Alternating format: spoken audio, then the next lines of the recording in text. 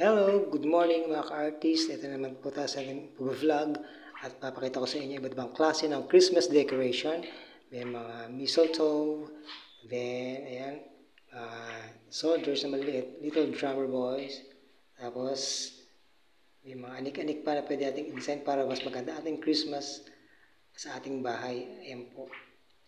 At makikita din natin stars, mga soldiers, tapos yung pinaka-bus na mayroong Santa Claus sa loob ng mga pasahero, ang Christmas Village, pwede natin gamitin yan. Christmas lamp na mayroong bahay sa loob. Orasan o relo para po sa ating nalalapit na Noche Buena. Ano si Santa Claus? Merry Christmas to all po. Maraming salamat po sa panood sa aking vlog. Ayan ang mga stuffed toys.